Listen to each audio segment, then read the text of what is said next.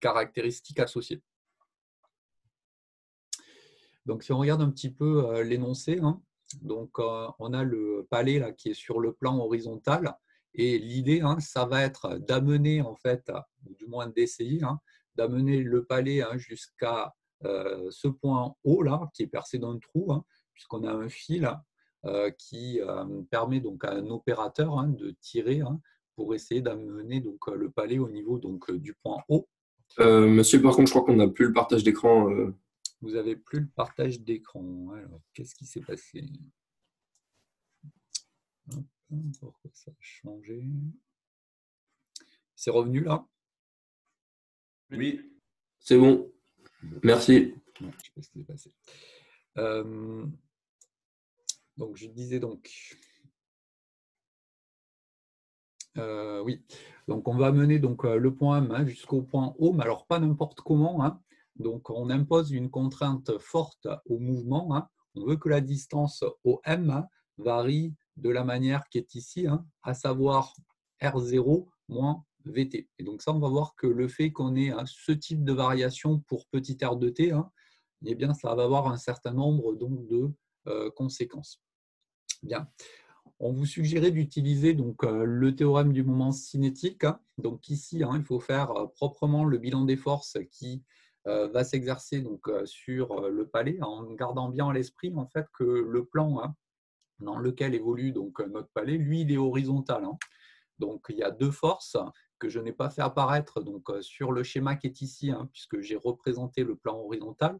C'est le poids et la réaction normale du support. Hein, qui sont toutes les deux perpendiculaires ici à ce plan horizontal. Et puis ensuite, hein, il y a la force qui est exercée donc, par le fil ici hein, sur le point M que j'ai représenté ici en rouge. Donc cette force, hein, bah, vous remarquez qu'elle est portée par la direction radiale ici, hein, le signe moins traduisant simplement le fait hein, qu'elle est opposée au vecteur ER. Donc là, il faut faire attention hein, sur cet exercice-là.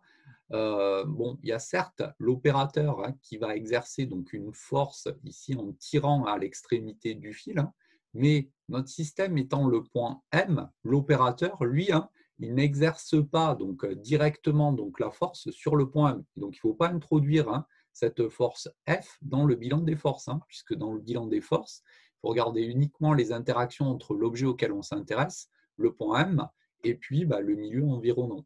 Alors, pour autant, hein, ça ne veut pas dire que l'opérateur n'exerce aucune action hein, sur le point M, hein, simplement parce que le fil, ici, hein, on considère qu'il est inextensible, et donc la force qui est exercée par l'opérateur va se transmettre ici intégralement le long du fil, hein, et donc la tension du fil, T, hein, eh bien, va avoir la même norme, en fin de compte, que la force de l'opérateur. Mais attention, hein, cette tension T et la force de l'opérateur, hein, bah, ce ne sont pas les deux mêmes forces vectorielles, puisqu'elles ont certes la même norme, mais elles n'ont pas la même direction et le même sens. Bien. Une fois qu'on a fait ce bilan des forces, on va appliquer le théorème du moment cinétique. Hein. Donc, ce qui est intéressant ici, hein, c'est surtout de regarder hein, eh bien, donc, les sommes des moments là, qui s'exercent sur le point M. Donc là, je reviens à la formulation vectorielle, OM vectoriel le poids, plus OM vectoriel la réaction normale, plus OM vectoriel T. Compte tenu ici du fait qu'on a un point matériel unique, eh bien, le point d'application de toutes ces forces, eh bien, c'est le même. Hein. Et donc, en particulier, je peux regrouper hein, eh bien, le poids et la réaction normale du support. Avec la particularité suivante, hein, c'est que bah, ces deux forces elles vont se compenser, hein, puisque ces deux forces, elles ont tendance uniquement hein, à produire un mouvement vertical selon l'axe des Z pour le point M, mais comme le mouvement il est horizontal, hein, bah, justement, hein, il n'y a pas de composante pour le mouvement selon cet axe vertical. Et donc ces deux forces, le poids et la réaction normale du support, vont se compenser. Donc la somme des deux premiers moments est nulle ici. Il reste ensuite OM vectoriel T. Et comme on a affaire ici à une force centrale, eh bien, on a ce moment ici qui est nul également. Et donc, en fin de compte, hein, la dérivée du moment cinétique par rapport au temps, hein, eh bien, elle est nulle, cette dérivée. Donc, le moment cinétique, c'est une constante vectorielle. Donc là, on retrouve hein, en fait la caractéristique générale associée donc, au mouvement dans un champ de force centrale, et à savoir hein, que bah, le moment cinétique va se conserver. Hein. Donc le poids plus la réaction normale ici se compense. Donc tout se passe comme si eh bien, ces deux forces n'influençaient pas le mouvement, puisqu'on a un mouvement qui est purement horizontal. Donc, la seule force qui va influencer, en fin de compte, c'est cette tension ici, qui est centrale et qui implique donc la conservation du moment cinétique ici. Bien. Si on veut avoir accès à la vitesse angulaire du palais, il suffit simplement donc, de déterminer en quelque sorte eh bien, donc, cette constante qui est ici. Donc, pour cela, on repart sur les expressions générales du vecteur position et du vecteur vitesse. Donc là, attention, le mouvement du palais, alors il ne va pas être tout à fait quelconque, vu qu'on va imposer donc, une condition forte pour la variation de la distance OM. Mais en tout cas, il n'y a aucune raison que la distance R soit constante ici. Donc, il faut bien utiliser la formulation générale du vecteur vitesse qui se trouve à ce niveau-là. Ça permet de calculer eh bien, ici le moment cinétique correspondant. Donc, on retrouve eh bien, toujours ce même terme là, lorsqu'on a un point matériel, savoir mr carré θ point, porté par la direction z.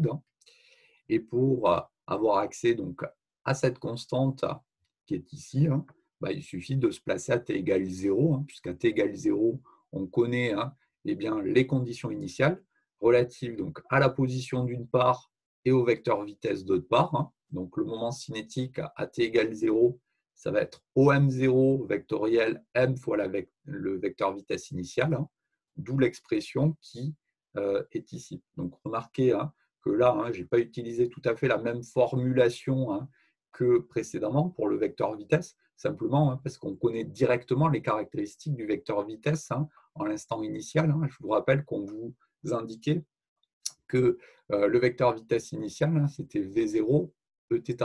Alors, au passage, remarquez que du point de vue donc, des conditions initiales, compte tenu du fait qu'on indiquait qu'on lâchait donc, le palais, on lançait le palais d'une distance R0 caractérisée par un angle θ0, le vecteur, en fin de compte, position à t égale 0, il est porté par l'axe des x, et puis le vecteur vitesse, si l'angle θ est égal à 0, eh bien, lui sera porté par EY. Donc, le vecteur orthoradial en particulier, Eθ à t égale 0, il aura la direction EY, donc, ce qui permet facilement de retrouver en fait cette expression-là pour le moment cinétique initial. Bon, si on regarde, on a l'expression générale du moment cinétique qui est ici. On a ici cette expression particulière du moment cinétique que l'on a déterminée à t égale 0. Donc, il suffit d'égaler les deux expressions pour avoir accès eh bien, donc, à cette vitesse angulaire que l'on cherche.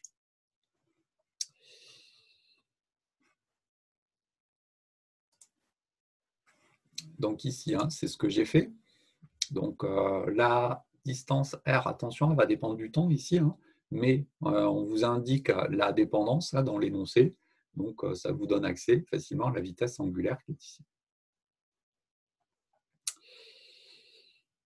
Dans la deuxième question, on vous demandait de déterminer donc, la force qui doit être exercée donc, par l'opérateur pour permettre un tel mouvement. Donc là, gardez à l'esprit qu'à partir du moment où une force elle est centrale, le moment associé à cette force, il est nul. Donc le théorème du moment cinétique, il n'est plus d'aucune utilité si on cherche à déterminer cette force centrale. Et donc là, on n'a pas trop le choix, on est obligé de rebasculer sur la seconde loi de Newton. Gardez à l'esprit que la seconde loi de Newton permet de trouver donc l'équation du mouvement, mais aussi de déterminer donc les forces inconnues. C'est la relation qui contient le plus d'informations. Donc, restez pas bloqué sur le théorème du moment cinétique. Une fois que vous l'avez expliqué pour exploiter, pour déterminer ici la vitesse angulaire, ce qui revient plus ou moins à déterminer l'équation du mouvement, là, on est obligé de rebasculer sur la seconde loi de Newton, qui, elle, est plus générale et possède plus d'informations. Bien. Donc, on a la masse fois l'accélération qui est égale à la somme ici des trois forces qui sont mises en jeu. Donc, il va falloir exprimer donc, le vecteur accélération. Donc là, au niveau du vecteur accélération, on est typiquement dans le cas de figure que j'évoquais dans le tout premier chapitre de cinématique, à savoir, on a a priori un mouvement qui est quelconque. Donc, autant l'expression du vecteur vitesse, je vous ai dit, celle-ci revient tout le temps, à savoir R.ER plus Rθ.Eθ, ou R.ER rho.rho plus rho phi point e phi, suivant les notations qu'on utilise. Autant pour le vecteur accélération, je ne sais pas si vous vous rappelez, mais il y avait une grosse expression que je vous avais dit de ne surtout pas chercher à retenir. C'était rho point point moins rho phi point carré, euro plus, etc. Donc il y avait tout un tas de termes. Je vous avais dit, celle-ci, ça ne sert à rien de la retenir parce que la plupart du temps, on est dans des cas particuliers où les expressions soit de R point, soit de θ point ou de R prennent des valeurs particulières qui font qu'au global, on aura donc une expression qui sera plus pratique à déterminer en utilisant justement les cas particuliers dans lesquels on se place. Donc là, en l'occurrence, si on regarde un petit peu, donc on avait ici la distance R de t qui variait comme R0 moins Vt. Et donc, si on s'intéresse à la dérivée de R par rapport au temps, le R0, c'est une constante, donc la dérivée de cette constante, elle est nulle. Et la dérivée donc, temporelle du deuxième terme, c'est moins V. Et donc, lorsqu'on a le R point ici, ça donne moins V ER. Alors, c'est intéressant de regarder ça, parce que, je vous rappelle, ce qui nous intéresse là, c'est d'obtenir le vecteur accélération par dérivation ici de ce terme. Et là, vous remarquez que le V étant constant, ça revient à dériver en fin de compte le ER qui se trouve à ce niveau-là. Au niveau du terme en R θ point, j'ai fait exactement la même chose, à savoir, j'ai repris l'expression,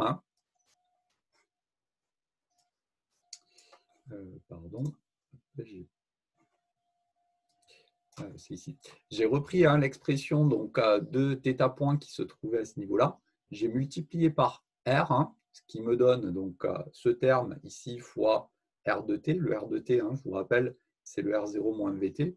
Et donc, on a l'expression qui se trouve à ce niveau-là. Et donc, vous remarquez que, bon, elle n'est pas très simple, mais malgré tout, lorsqu'on va chercher à dériver le deuxième terme qui est ici, ça va se faire quand même relativement bien, puisque R0, V0, c'est une constante. Et on aura simplement deux termes qui dépendent du temps, le Eθ d'une part, et le terme qui se trouve au dénominateur à ce niveau-là. Donc, on aura un produit à dériver.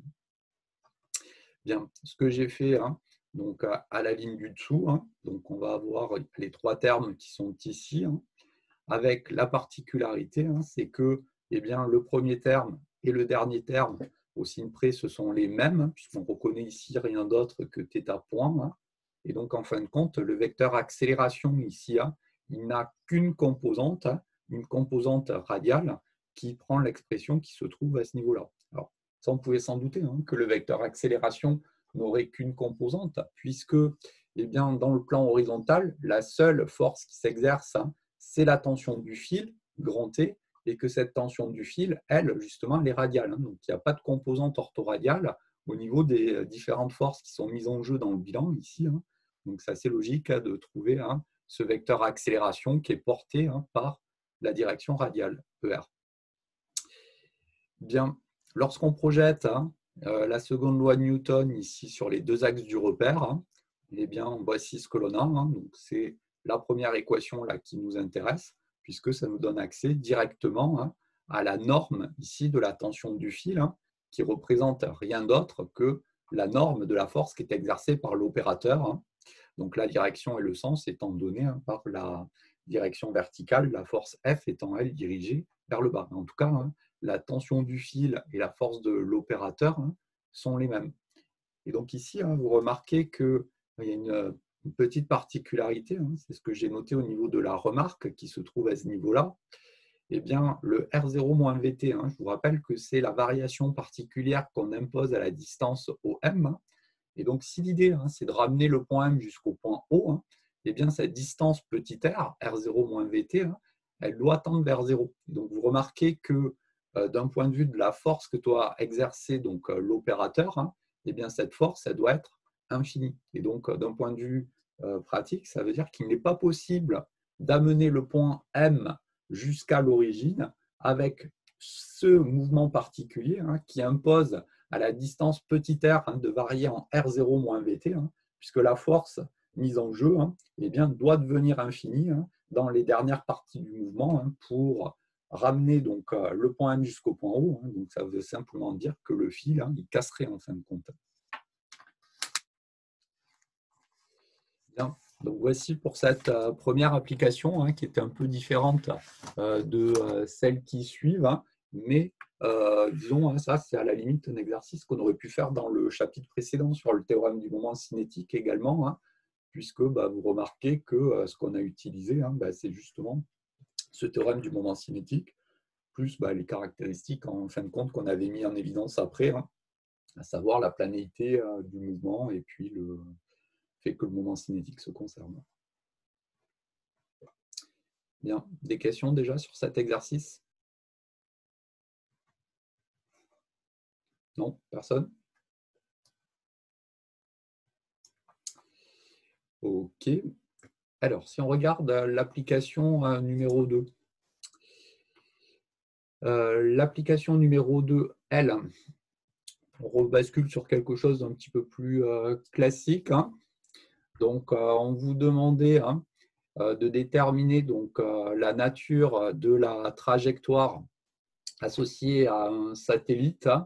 Donc, dès qu'on vous parle de nature de la trajectoire, eh bien, donc, ayez en tête que les seules trajectoires possibles sont celles relatives aux états liés, donc trajectoire circulaire, trajectoire elliptique, et puis ensuite celles relatives aux états de diffusion, trajectoire parabolique ou trajectoire hyperbolique.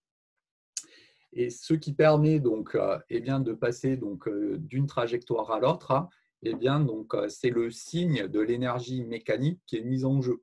Donc ça, je vous rappelle, avec les limitations du programme, on ne peut pas montrer directement qu'on a affaire à des trajectoires elliptiques, paraboliques, etc.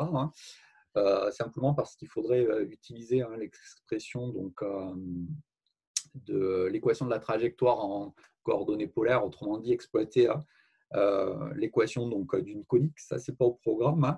Par contre, il faut connaître les résultats qu'on avait mis en évidence dans le cours, savoir énergie mécanique positive, trajectoire hyperbolique, énergie mécanique nulle, trajectoire parabolique, et puis ensuite énergie mécanique négative, soit c'est elliptique, soit c'est circulaire.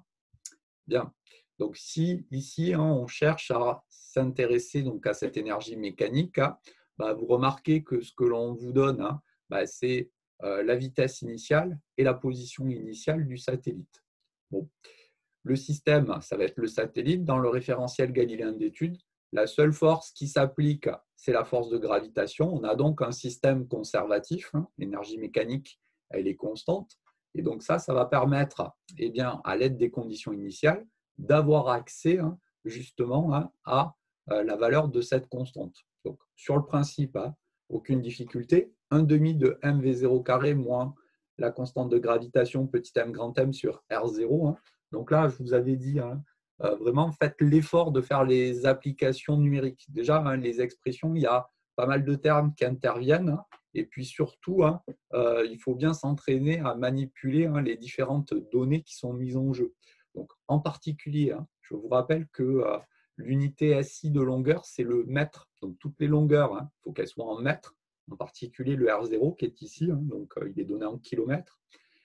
Les vitesses, elles, il faut les exprimer en mètres par seconde. Donc, la vitesse, elle est exprimée en kilomètres par seconde. Et puis, attention, l'unité SI de masse, c'est le kilogramme. Et donc, il faut ici bien penser à convertir en particulier la masse de la Terre en kilogrammes. Ne le laissez pas en grammes, sinon vous n'avez pas l'unité correcte pour l'énergie, à savoir le joule ici. Donc ça, c'est en gros la difficulté, j'ai envie de dire, des petites applications qui restent, la 2 et la 3 en particulier, c'est d'avoir accès aux valeurs numériques correctement. C'est presque le plus dur, j'ai envie de dire, dans les exercices. Bien, si on fait l'application numérique, moins 1,18 fois 10 puissance 9 joules, on remarque que cette énergie mécanique, elle est négative. On a donc un état qui est lié. Par contre, il y a encore une indétermination, à savoir, on ne sait pas si c'est donc une trajectoire circulaire ou une trajectoire elliptique. Et donc là, ce que l'on peut faire, c'est par exemple regarder ce que vaudrait l'énergie mécanique d'une trajectoire circulaire de rayon R0 pour voir si on retrouve cette valeur de moins 1,18 fois 10 puissance 9 joules. Bon, pour la trajectoire circulaire, on a la norme du vecteur vitesse qui prend cette expression. Donc ça, hein, dans un exercice ou dans un problème, c'est une relation qu'il faudrait redémontrer. Hein. Donc là, je ne l'ai pas redémontré, cette relation-là, hein, mais ça, c'est une expression qu'il faudrait redémontrer. Hein. L'énergie mécanique, bon, énergie cinétique plus énergie potentielle, ce qui permet donc d'aboutir à cette expression-là de l'énergie mécanique. Hein, et on se rend compte donc que, eh bien, donc, on ne retrouve pas cette valeur de moins 1,18 fois 10 puissance 9 joules. Hein, et donc, la trajectoire, hein, elle n'est pas circulaire, mais elliptique. Bien. Quand je dis hein, que cette relation-là, il faudrait la redémontrer, hein, attention à la manière dont on s'y prend hein, pour la démontrer. Pareil, hein, si je vous dis qu'il faut démontrer cette relation-là, il faut faire attention. Ce que j'entends par là, c'est la chose suivante. Si, imaginons, on veuille démontrer hein, cette expression qui est ici, là, de l'énergie mécanique. Bon, bah, si on procède de la manière que j'ai fait ici, hein, en utilisant Vm égale racine de G fois M sur R0, bah, ce n'est pas très satisfaisant hein, parce qu'on utilise ce résultat ici que l'on n'a pas démontré. Hein. De même, hein, si on part de cette expression-là hein, de l'énergie mécanique pour démontrer l'expression de la norme du vecteur vitesse, bah, ce n'est pas très pertinent non plus hein, puisqu'on part de cette relation-là de l'énergie mécanique que l'on n'a pas démontré non plus. Donc là, hein, si on voulait faire toute la démonstration correctement, hein, il faut faire exactement dans le même ordre qu'on a fait dans le cours, hein, à savoir eh bien, donc, commencer par démontrer la relation hein, Vm égale racine de G M sur R0 à l'aide de la seconde loi de Newton. Et donc là, on l'a démontré. Hein. Et puis ensuite, pour démontrer l'énergie mécanique, hein, on utilise l'expression qu'on a démontrée à l'aide de la seconde loi de Newton pour arriver ici à EM. Mais attention, hein, si on vous demande de démontrer telle ou telle relation, hein, il ne faut pas partir de résultats préexistants. Hein. Donc ça, il faut le redémontrer à l'aide de la seconde loi de Newton. Mais bon, pour un mouvement circulaire, hein, ça prend 2 lignes. Hein. Et puis ensuite, l'énergie mécanique, pareil, hein, se déduit directement ensuite de cette expression. Attention à la manière dont vous y prenez. Hein. Donc ce résultat-là en particulier, hein, c'est à l'aide de la seconde loi de Newton qu'on le justifie. Hein. Bien, des questions là-dessus? Oui, moi j'en avais une. Oui. Est-ce que c'était possible de faire une étude de l'énergie mécanique et d'introduire l'énergie potentielle effective et de faire l'étude de la fonction ou pas? Alors, je ne vois pas bien ce que ça apporterait. C'était juste pour savoir si c'était possible parce que du coup j'avais juste rencontré un problème pour déterminer la constante des airs.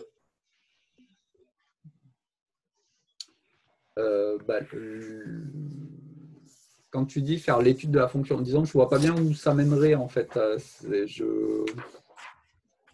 C'est-à-dire que tu as posé l'énergie potentielle effective, c'est ça? Donc moins K sur R plus MC carré sur 2R carré, et ensuite? Du coup on fait l'étude de la fonction et comme on connaît le rayon initial, on pourrait du coup déterminer où se situe l'énergie potentielle du satellite et on pourrait déterminer sa trajectoire. Ah ouais, d'accord, ok.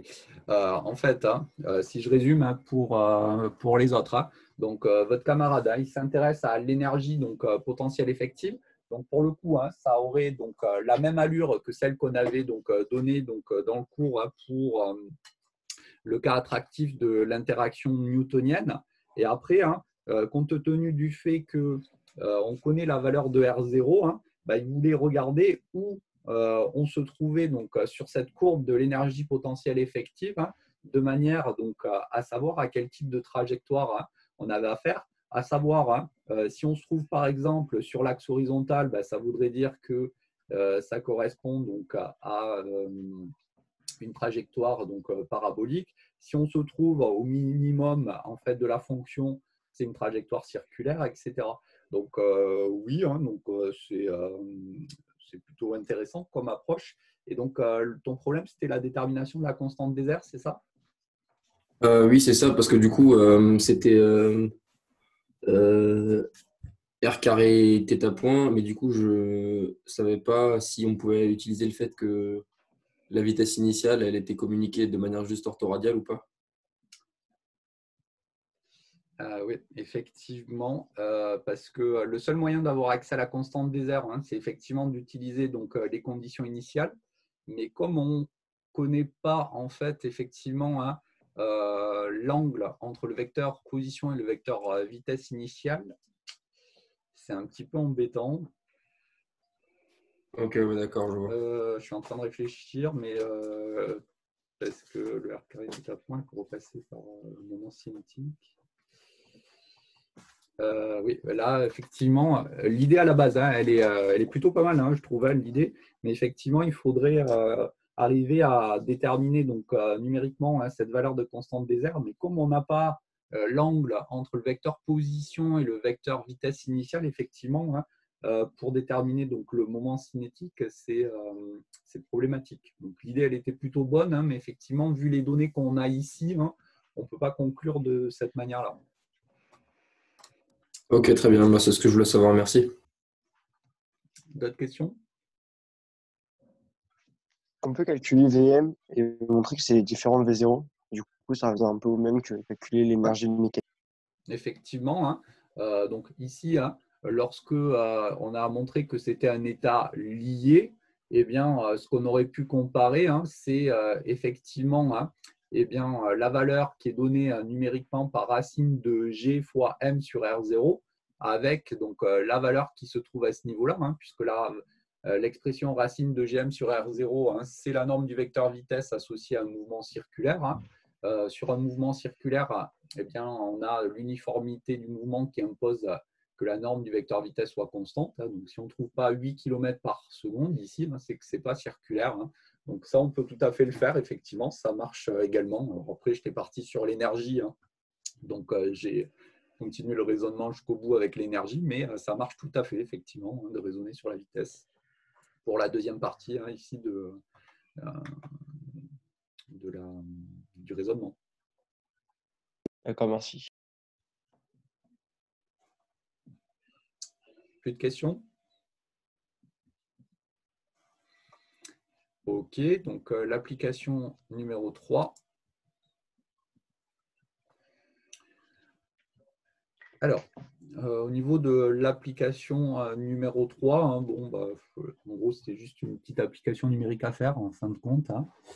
Donc, on a un satellite terrestre. Donc, on vous parle donc, de son périgée, 350 km d'altitude, une période de 1h35 minutes. Et donc, il fallait calculer le grand axe de sa trajectoire et l'altitude de l'apogée. Donc, à partir du moment où on vous parle donc, de périgée, d'apogée, la trajectoire elle est forcément elliptique. Donc là, il fallait faire un petit schéma quand même pour introduire donc, toutes les grandeurs qui sont mises en jeu. En particulier ici, donc, on avait donc, la Terre qui est notre centre attracteur. Donc, je vous rappelle, la position du satellite ensuite, elle est repérée par rapport donc, ici au centre de la Terre. Donc, le centre de la Terre, il se trouve sur l'un des foyers donc, de l'ellipse. Donc, ici, on a une distance 2r. Et puis ensuite, on a l'altitude ici donc, du périgée et l'altitude de l'apogée, ce qui permet donc de faire apparaître ici 2 fois ici petit a, donc à savoir le grand axe ici de notre ellipse. Donc, petit a, je vous rappelle, c'est le demi-grand axe et 2a, c'est le grand axe de l'ellipse.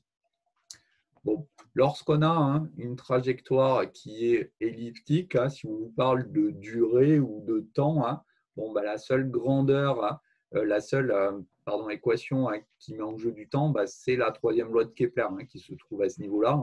Après, on n'a pas les outils qui permettent d'avoir accès à des équations différentielles qui permettent d'avoir accès à des durées. Donc, c'est vraiment la troisième loi de Kepler qui doit vous venir à l'esprit. Donc, souvent, sur ce chapitre sur la gravitation, la remarque qu'on me fait, c'est oui, mais il y a plein de formules, je ne sais jamais laquelle utiliser.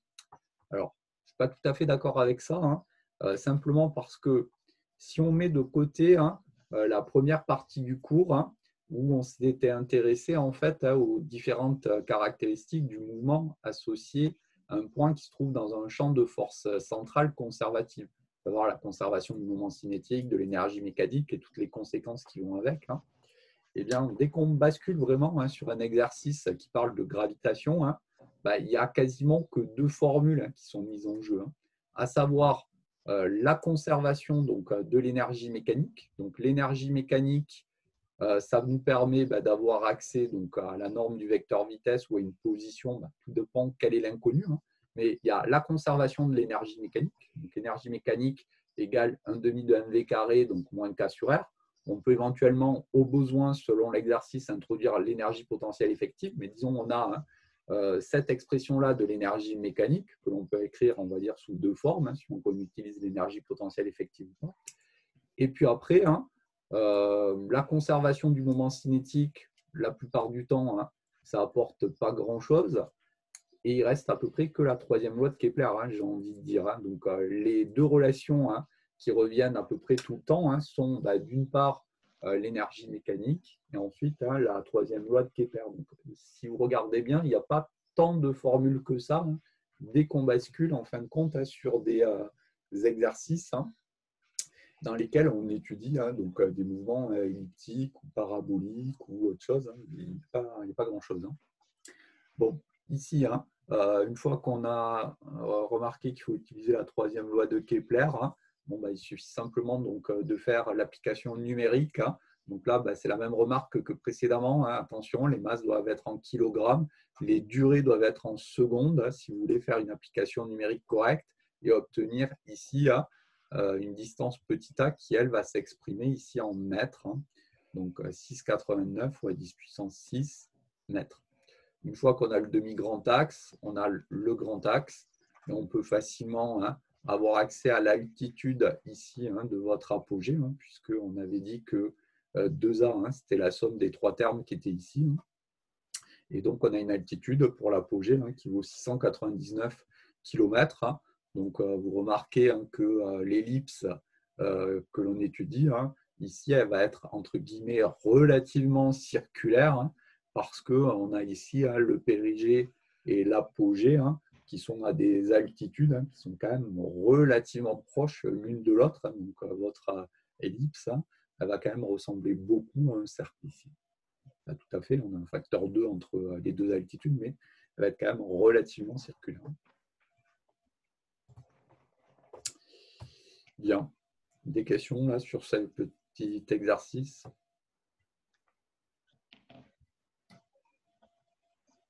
Non? Oui. Alors, avant de passer donc au TD, l'application numéro 4. Donc ça, c'est vraiment un exercice classique de chez Classique. Donc celui-là, il faut vraiment savoir le refaire très très rapidement. Ça tombe souvent aussi bien à l'écrit qu'à l'oral. Donc initialement, je l'avais mis dans le cours. Alors, on n'avait pas eu le temps de le faire en cours, vu les circonstances, mais ça, c'est vraiment quelque chose qu'il faut savoir refaire parfaitement. En fait, on a deux orbites ici. Une orbite qui est qualifiée de basse ici pour le satellite. Donc, on a la Terre à ce niveau-là. Donc, le satellite, il est en orbite basse.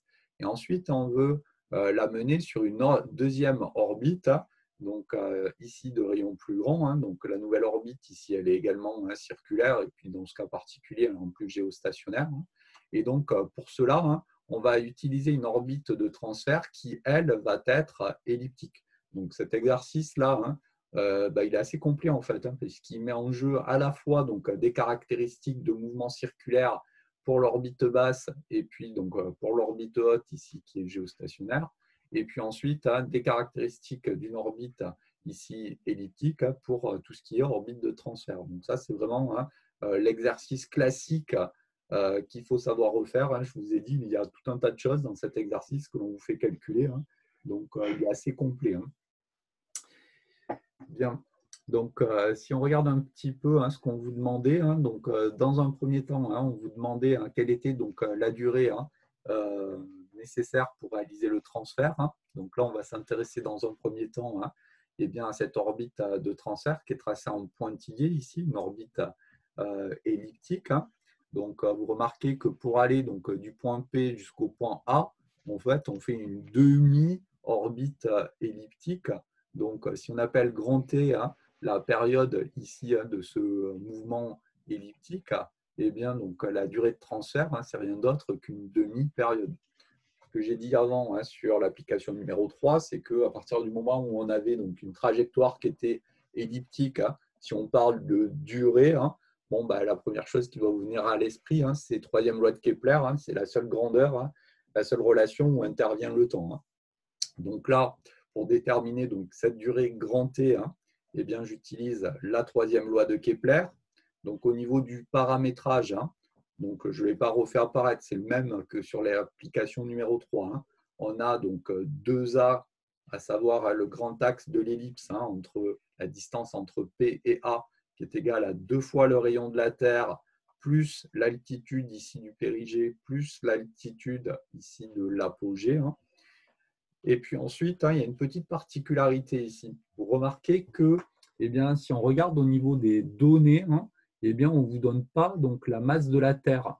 Bon, alors ce qu'on pourrait faire, c'est qu'on pourrait reprendre la valeur numérique qui est donnée dans les applications précédentes, mais ce n'était pas tout à fait l'idée de l'exercice, parce que si vous regardez donc, au niveau donc, des données, on vous donne quelque chose, on vous donne la valeur du champ de pesanteur à la surface de la Terre. Et donc, ça, au niveau des données, c'est aussi quelque chose qui est assez classique.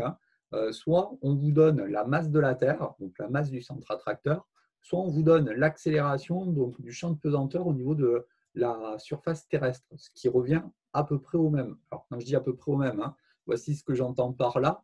Donc, on peut facilement avoir accès eh bien, donc, à la masse de la Terre, ou plus exactement au produit constante de gravitation fois la masse de la Terre, en disant qu'en première approximation, le poids au niveau de la surface terrestre, donc m fois g0, eh bien, c'est égal à la force de gravitation ici au niveau de la surface terrestre, donc g petit m fois la masse de la Terre sur r carré. En simplifiant par petit m, ça vous donne la relation qui est ici.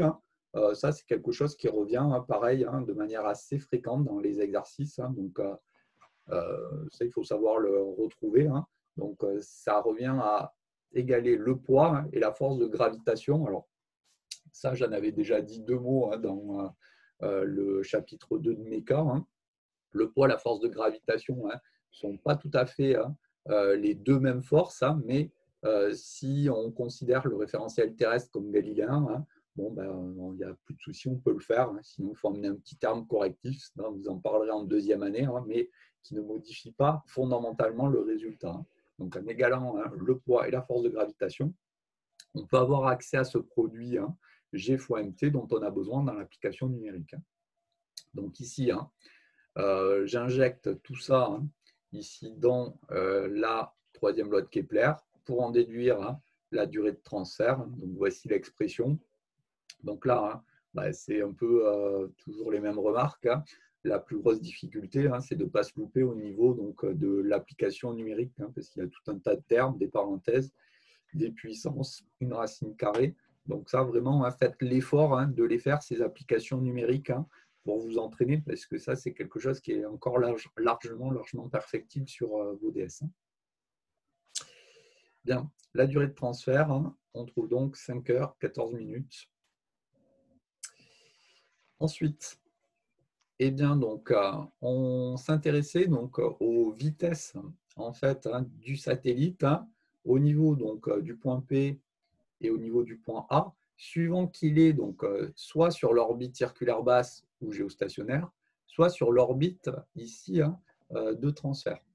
Donc, si on regarde par exemple déjà ce qu'il en est donc, pour l'orbite de transfert, ce qu'il faut bien garder à l'esprit, c'est qu'on ne va pas avoir la même vitesse en P, suivant qu'on est donc sur l'orbite basse ou sur l'orbite de transfert, de même pour le point A, même si on est au niveau du même point. Donc ça, c'est normal, puisque lorsqu'on est par exemple en A à ce niveau-là, eh bien l'énergie potentielle du satellite, elle, sera la même que l'on soit sur l'orbite de transfert ou sur l'orbite géostationnaire, puisqu'elle dépend uniquement de la distance entre le point A et le centre de la Terre. Donc, quelle que soit l'orbite envisagée, orbite de transfert ou orbite géostationnaire, l'énergie potentielle ici du point A sera la même. Par contre, suivant qu'on est sur une trajectoire elliptique ou sur une trajectoire circulaire, le point, il n'a pas la même énergie mécanique. Donc, s'il n'a pas la même énergie mécanique, mais qu'il a la même énergie potentielle, l'énergie cinétique diffère et donc la vitesse est différente pour le point A, suivant qu'il est sur l'orbite de transfert ou sur l'orbite géostationnaire. Donc là, ce que l'on vous faisait déterminer dans un premier temps, c'était les vitesses de P et de A sur l'orbite justement elliptique. Donc pour cela, j'utilise l'expression générale de l'énergie mécanique qui est ici pour la trajectoire elliptique. Donc là, encore une fois, là, c'est plus présenté cette application sous la forme d'un exercice de colle, j'ai envie de dire. Donc on va utiliser directement l'expression qui est à ce niveau-là dans un problème d'écrit. Donc ça, c'est une expression que l'on vous ferait démontrer ou que l'on vous rappellerait, mais disons, dans la pratique, la plupart du temps, on vous l'a fait démontrer, cette expression-là. Je vous rappelle, lorsqu'on a une trajectoire elliptique, cette démonstration-là, qui permet d'aboutir à cette valeur de EM, là, elle est un peu atypique. Donc, regardez-la bien, la démonstration. Bien. En utilisant l'expression de l'énergie mécanique qui est ici, et le fait qu'on ait un système conservatif, eh bien, je peux exprimer l'énergie mécanique en A, donc c'est l'énergie cinétique en A plus l'énergie potentielle en A. C'est égal ici à cette valeur particulière de l'énergie mécanique. Donc, une équation, une inconnue. Je peux en déduire la norme ici du vecteur vitesse. Donc là, encore une fois, il faut faire attention un peu aux applications numériques, les distances en particulier. Ici, elles doivent être bien mises en mètres si vous voulez une vitesse, elle, en mètres par seconde. Donc, vous avez une vitesse ici de 1604 mètres par seconde. Donc ça, c'est pour la vitesse au niveau du point A. Donc on va faire exactement la même chose, mais en se plaçant au niveau du point P. C'est simplement la distance entre le satellite et le centre attracteur qui va changer. Donc au niveau de la vitesse en P, donc il y a juste ce terme qui est ici qui change. L'altitude du périgée n'est plus la même. Et donc on a une vitesse de 10 261 mètres par seconde.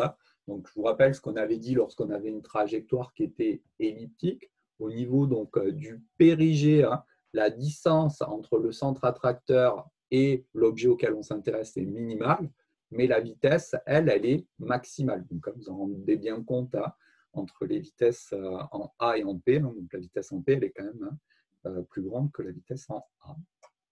Bien. Ça, c'était sur la trajectoire elliptique. Et donc après, on vous faisait calculer dans la dernière question, la question petit 3, les vitesses en A et en P, donc je les ai notées VA' et VP' pour des trajectoires circulaires géostationnaires et trajectoires circulaires basses. Donc là, j'ai simplement la question. Oui. Pourquoi est-ce que dans l'expression de la vitesse VP, par exemple, quand on fait R plus HP, c'est pas R sur 2? R plus le HP. rayon, Alors, simplement parce que la trajectoire, elle est elliptique, elle n'est pas circulaire.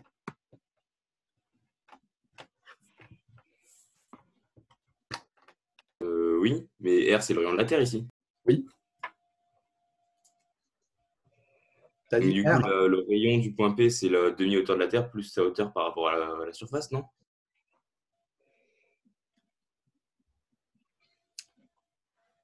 Tu veux mettre R plus HP sur 2, c'est ça que tu as dit? Non, R sur 2 plus HP. Non. Donc, le centre attracteur, lui, il est repéré par son centre, là. Je pointe avec ma souris. OK. Oui, oui. Et donc, la distance qui intervient, qui est appelée petit r. Ah oui, non, pardon, oui, c'est bon. Oui, c'est bon. C'est cette distance-là, donc c'est bien du R. Bien. Donc, en utilisant l'expression de la vitesse associée à un mouvement circulaire ici, j'ai les vitesses VA' et VP'. Donc, les applications numériques, les voici. Et donc, ce qui m'intéresse, c'est l'incrément de vitesse ici. Donc, si vous regardez au niveau de l'orbite basse, par exemple, pour commencer, lorsque on veut mettre le satellite en orbite géostationnaire, donc il est d'abord sur l'orbite basse et après il va passer sur l'orbite de transfert ici.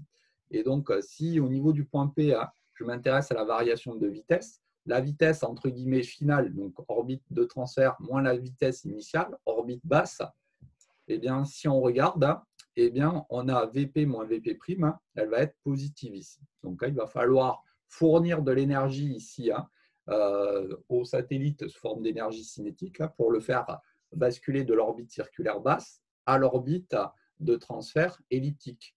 Au niveau de l'orbite de transfert haute, vous remarquez qu'il est sur la trajectoire initialement elliptique, donc c'est entre guillemets l'état initial. On veut le faire passer à l'état final sur l'orbite géostationnaire. Donc le delta V, on va prendre cette fois-ci la vitesse finale de l'orbite géostationnaire moins la vitesse ici sur l'orbite de transfert. Donc tout ça au niveau du point A. Autrement dit, pour l'orbite haute, ça sera cette fois-ci VA' moins VA, qui sera positive également. Donc lorsqu'il arrivera au niveau du point A, là encore une fois, il faudra, entre guillemets, fournir de l'énergie cinétique au satellite pour qu'il change d'orbite, parce que si au niveau des points A et des points P, on ne fait rien, il restera sur l'orbite initiale sur laquelle il se trouve. Il faut qu'on change la valeur de l'énergie cinétique du satellite pour modifier la valeur de son énergie mécanique et donc le changer d'orbite. Sinon, il resterait sur son orbite initiale. Bien, voici pour cette petite application. Donc, sur les 4 applications qu'on vient de faire, c'est vraiment, à mon sens, la plus importante, cette application-là sur l'orbite de transfert. Donc, ça, c'est vraiment un classique. Il faut savoir le refaire. Je vous dis, il tombe de manière classique. Il est encore tombé aux écrits des concours il n'y a pas si longtemps. Il y a 2-3 ans de mémoire. Peut-être 4, je ne sais plus, mais disons qu'il est tombé encore récemment, celui-ci. Bien, des questions? Non? Alors, on va monsieur, juste, oui, vous pourriez juste expliquer pourquoi MG0 égale GMMT sur R carré? Alors, lorsque on s'intéresse en fait aux interactions, donc si on s'intéresse donc à un satellite, ce satellite il va être en interaction avec la Terre. Bon, il y a 2 formulations possibles pour traduire la force qui s'exerce sur ce satellite, cette interaction. Soit on parle d'interaction gravitationnelle, et donc à ce moment-là, la force, ça sera la constante de gravitation, la masse du satellite fois la masse de la Terre divisée par la distance au carré entre le satellite et le centre de la Terre. Donc s'il est juste à la surface de la Terre, c'est grand R au carré. Donc ça, c'est l'interaction gravitationnelle.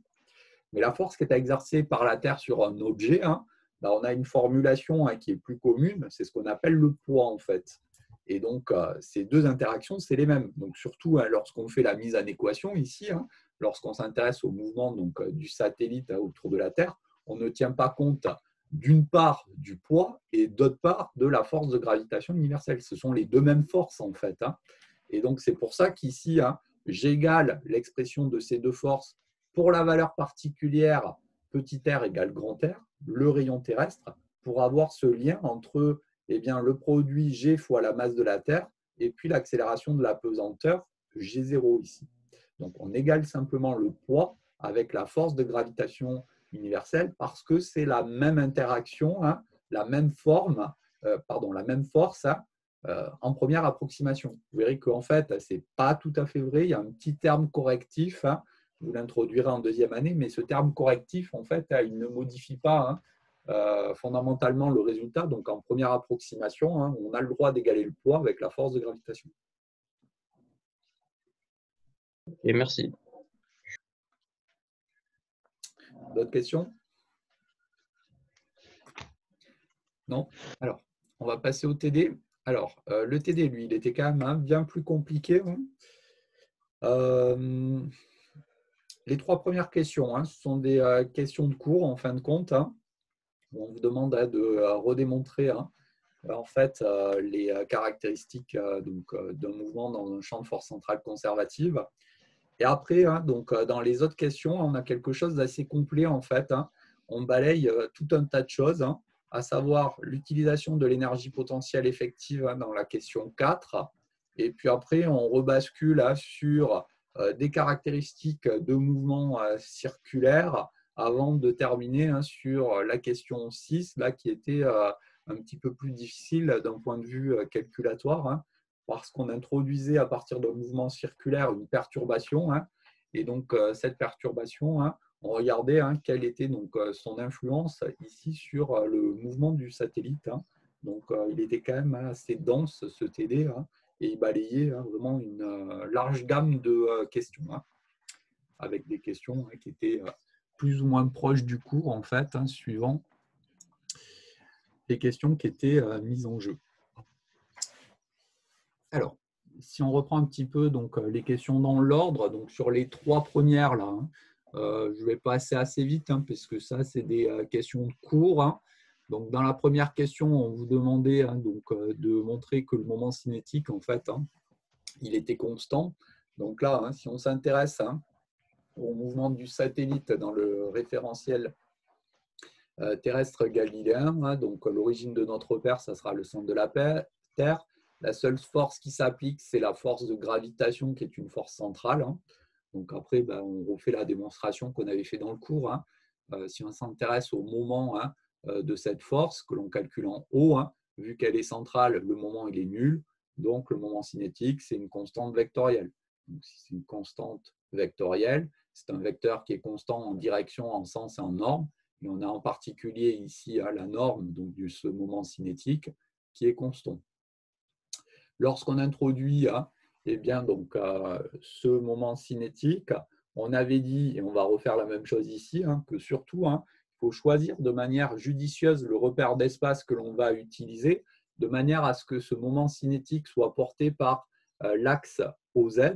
Donc l'intérêt, hein, c'est que, compte tenu du fait que le mouvement il est plan, hein, eh bien, que le mouvement se fasse dans le plan hein, OXY, ce qui permet donc de réintroduire hein, les coordonnées polaires hein, que j'ai introduites ici hein, au niveau du vecteur position et vitesse. Et donc, on arrive jusqu'à l'expression du moment cinétique. Bon, ça, rien d'extraordinaire. Hein, on avait déjà fait tout ça dans le cours. Hein. Donc, cette première question, reprenez ça. Pareil au niveau donc, de la deuxième question hein, et de la troisième qui étaient liées hein, d'ailleurs. Hein. Donc l'idée c'était de réintroduire l'énergie potentielle effective. Hein. Donc la seule petite différence avec le calcul qu'on avait fait dans le cours, hein, c'était que dans le cours on avait introduit donc, la constante des airs. Ici, hein, on ne vous demandait pas d'introduire la constante des airs, mais la norme du moment cinétique au niveau donc, de l'énergie potentielle effective. Mais au facteur petit m, la masse du satellite près, c'est la même chose, hein, la constante des airs et la norme du moment cinétique. Hein. Donc là, encore une fois, hein, c'est une question de cours, hein, cette question petit 2. Hein. Donc je vous rappelle, le principe général, hein, lorsqu'on veut introduire l'énergie potentielle effective, hein, eh bien, c'est de dire que eh bien, au niveau donc, du vecteur vitesse, ici, hein, il y a 2 composantes. Hein. Une composante radiale qui est portée par ER et une composante orthoradiale qui est portée donc ici par EφI. Et donc lorsque je calcule la norme du moment cinétique, hein, on va ici avoir donc 2 termes hein, au niveau de la norme de ce vecteur vitesse. Et donc ici, hein, je vais séparer l'énergie cinétique radiale de l'énergie cinétique orthoradiale hein, au niveau du terme d'énergie cinétique. Donc là, dans le cours, hein, lorsqu'on avait exprimé ce terme-là, on avait fait apparaître la constante des airs. Ici, hein, ce qu'on fait apparaître, c'est la norme du moment cinétique. On a dit au facteur hein, petit m près, c'est la même chose. Hein. Et surtout, hein, on laisse les 2 termes dissociés, hein, ce qui permet ensuite hein, d'introduire l'énergie potentielle effective en dissociant donc d'une part le terme d'énergie cinétique radiale qui est ici, hein, et ensuite en regroupant donc les 2 termes, à savoir l'énergie potentielle ici et le terme d'énergie cinétique orthoradiale. Donc cette énergie potentielle effective, je vous rappelle à quoi elle sert. Hein. L'idée, c'est simplement de se ramener à un mouvement qui est unidimensionnel. Hein. Donc on avait dit que dans le paramétrage, bon, certes, il faut hein, la variable R et la variable phi hein, pour connaître complètement le mouvement. Mais parmi ces 2 variables, hein, il y en a une qui est plus importante que l'autre. Hein, c'est la variable petit r, hein, puisqu'on peut avoir hein, pour le mouvement soit des états liés, soit des états de diffusion, hein, suivant que l'énergie potentielle effective prenne telle ou telle valeur. Et donc, l'idée ici, c'est vraiment de se ramener à ce mouvement unidimensionnel qui ne va dépendre que de la variable petit r, de manière en gros à savoir si l'objet auquel on s'intéresse, à savoir le satellite ici, eh bien, il va rester à distance finie en fait de notre centre attracteur, la Terre. Autrement dit, est-ce qu'il va être sur un état lié, elliptique, circulaire, ou est-ce qu'il va avoir plutôt tendance à partir à l'infini par un état de diffusion, trajectoire parabolique ou hyperbolique. C'est pour ça qu'on introduit l'énergie potentielle effective. C'est vraiment pour se ramener ces notions d'état lié et de diffusion qu'on avait introduit dans le chapitre 3. Monsieur, Oui. quand on met VM au carré, pourquoi ça ne nous fait pas une identité remarquable?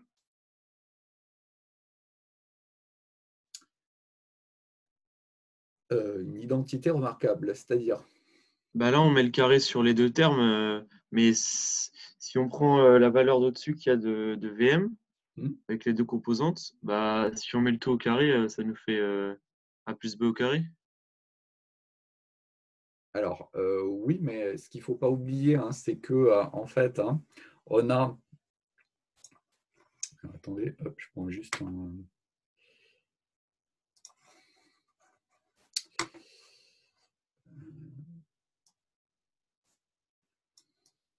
En fait, on a ici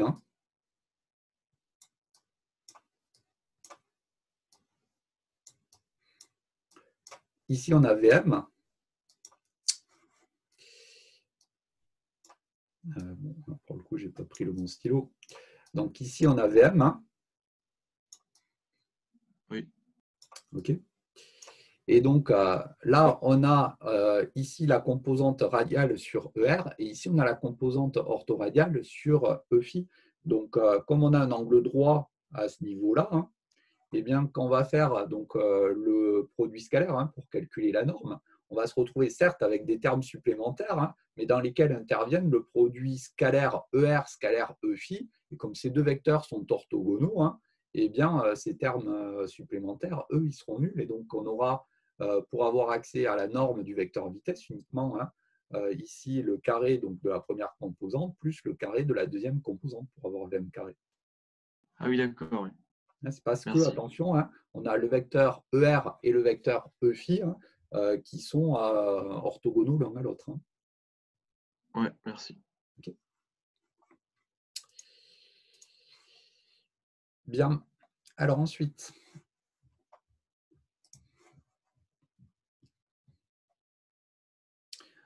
on allait s'intéresser donc, au graphe d'énergie potentielle effective. Et donc, pour vous mettre un petit peu sur la voie, il y avait la question petit a. Donc, on vous faisait remarquer que au niveau donc, de la phase de lancement, on avait quelque chose de particulier. Donc, on vous indiquait que lorsque on lançait le satellite, autrement dit, qui se trouvait à la distance R0, à t égale 0, on lui communiquait une vitesse donc, initiale, V0, qui était perpendiculaire justement au vecteur position OS0. Et donc là, la particularité, c'est qu'on a donc à t égale 0 ces deux vecteurs qui sont orthogonaux. Et donc le vecteur vitesse, lui, il n'aura pas de composante radiale, puisque, eh bien, justement, il est porté par la direction orthoradiale, ici, EφI. Et donc, en ce point particulier, attention, c'est uniquement en ce point particulier, on aura donc R point qui est égal à 0, puisque le vecteur vitesse, pour ce point particulier, n'aura aucune composante selon la direction OS0, justement. Et ça, c'est assez intéressant parce que si on reprend l'expression que j'ai encore ici de l'énergie mécanique, compte tenu du fait qu'on a un système qui est conservatif, on peut déterminer donc la valeur donc, de l'énergie mécanique qui se trouve ici à l'aide des conditions initiales. Or, on sait qu'à t égale 0, déjà, le terme qui est ici va être nul, puisqu'on a le R point qui est nul au niveau du point 0. Et donc, on remarque en fin de compte que si on se place en R égale R0, eh bien, l'énergie mécanique sera égale en fin de compte à l'énergie potentielle effective. Attention, ce n'est vrai que en R égale R0. En tout cas, ça va nous donner une information intéressante, ça. Simplement parce que si je reprends en fait la courbe d'énergie potentielle effective qui est ici. Et bien, donc, sur cette courbe, vous remarquez qu'on vous indiquait ici, avec ce trait vertical, l'endroit où on avait R qui était égal à R0. Et on sait que pour cette valeur particulière bien, de R, l'énergie potentielle effective, au vu de ce que j'ai dit juste avant, c'est rien d'autre que la valeur de l'énergie mécanique. Et donc là, si on regarde un petit peu donc, les signes des énergies qui sont mises en jeu, donc là, on remet le même type de raisonnement que sur l'une des applications qu'on avait vues juste avant. On a l'énergie mécanique ici qui va être positive, l'énergie mécanique qui va être nulle, et ici, les énergies mécaniques qui vont être négatives. Donc déjà, ce que l'on sait, c'est qu'à ce niveau-là, la courbe 5, ça va correspondre à une trajectoire qui va donc être hyperbolique, puisque l'énergie mécanique elle va être positive. Au niveau de la courbe 4, l'énergie mécanique elle est nulle, donc c'est une trajectoire qui est parabolique. Et ensuite, les courbes 1, 2 et 3, ce sont des états qui sont liés, et donc on va avoir accès à des trajectoires qui sont soit elliptiques, soit circulaires. Bon, si je regarde d'un peu plus près à ces courbes 1, 2 et 3,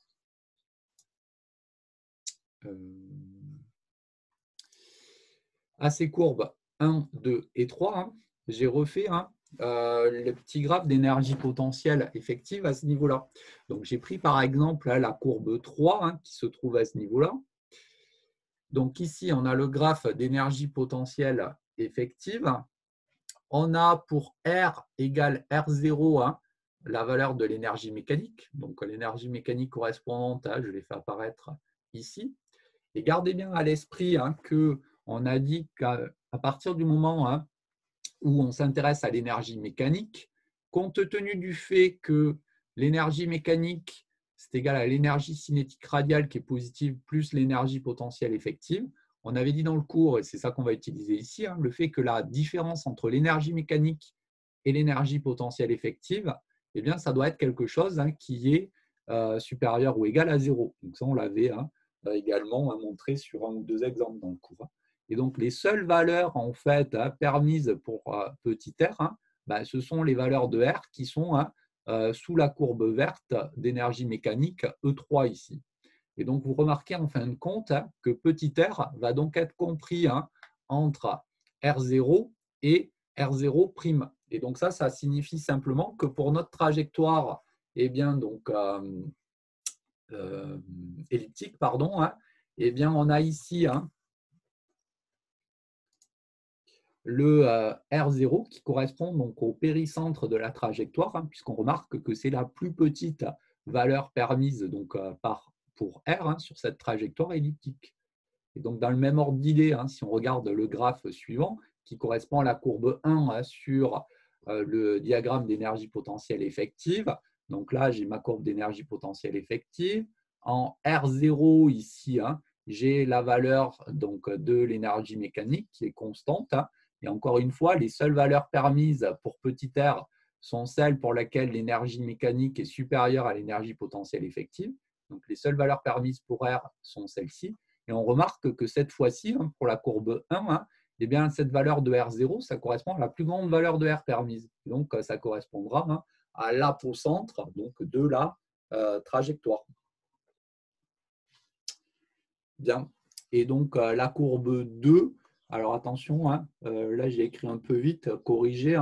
Donc, j'ai écrit trajectoire circulaire R égale 0. Alors, bien évidemment, ce n'est pas R égale 0, mais R égale R0. Donc, pour la courbe numéro 2, puisque pour la courbe numéro 2, on se trouve au niveau en fait, du minimum ici d'énergie potentielle effective. Et donc, vous remarquez qu'il n'y a qu'une seule valeur permise pour R, puisqu'il n'y a qu'une seule valeur pour laquelle on a donc l'énergie potentielle, l'énergie mécanique qui est supérieure ou égale à l'énergie potentielle effective. Donc, au niveau de ce point-là, on a R égale R0. Et donc, c'est la trajectoire ici circulaire. Donc là, attention, mettez bien R égale R0. Ce n'est pas bien évidemment nul. Bien. Des questions déjà là-dessus? Non? Alors, si on poursuit, on va s'intéresser ensuite qualitativement aux valeurs donc, des vitesses qui sont mises en jeu. Alors, la courbe 2, c'est une trajectoire qui est circulaire. Donc, j'ai redonné l'expression ici du V02. Donc là, c'est la même remarque que ce que j'ai fait précédemment. Je suis parti de l'expression de l'énergie mécanique qui se trouve à ce niveau-là. Mais en toute rigueur, si on veut la redémontrer de manière complète, cette expression de V02, c'est à l'aide de la seconde loi de Newton qu'il faut procéder. Au niveau donc, de la courbe 4, c'est une trajectoire qui est parabolique. Donc là, la seule information que vous devez connaître relative aux trajectoires paraboliques, c'est celle que j'ai notée ici. Donc, à savoir que l'énergie mécanique, elle est égale à 0. Donc ça, je vous ai dit, vous ne pouvez pas le deviner, il faut le connaître. On n'a pas les outils pour le démontrer. Donc, énergie mécanique nulle, ça permet donc d'avoir accès à cette vitesse V04 qui représente, on avait dit, rien d'autre que la vitesse ici de libération. Bon, et puis après, qualitatif, oui. Pourquoi il y a un facteur 1,5 devant E2? Ça fait moins M grand MG et à 2R0. Alors, c'est simplement parce que j'ai repris l'expression de l'énergie mécanique d'une trajectoire circulaire. Donc ça, on l'avait, je ne sais plus dans quelle application, là, on l'a remontré. Mais attention, l'énergie mécanique, c'est l'énergie cinétique plus l'énergie potentielle. Et donc, si on utilise l'expression justement de la norme du vecteur vitesse qu'on a démontré avec la seconde loi de Newton, on arrive à cette formulation-là de l'énergie mécanique. Donc là, vu qu'on parlait d'énergie, je l'ai utilisé directement, mais ça se démontre. Mais dans l'ordre, je vous avais dit, on détermine la norme du vecteur vitesse à l'aide de la seconde loi de Newton, mais après, en utilisant le fait que l'énergie mécanique, c'est l'énergie cinétique plus l'énergie potentielle, on aboutit justement à cette formule-là. Donc, ça, je vous rappelle, bon, je vous ai dit, ce n'est pas une expression à connaître parce que on vous la fera redémontrer à chaque fois. Par contre, gardez bien l'esprit. Ça, je vous avais dit qu'il fallait bien l'avoir en tête. C'est que si on a une trajectoire elliptique, alors ce n'est pas le cas ici, mais si on a une trajectoire elliptique, l'énergie mécanique prend la même forme ici que l'énergie mécanique d'un mouvement circulaire en remplaçant le R0 par le A.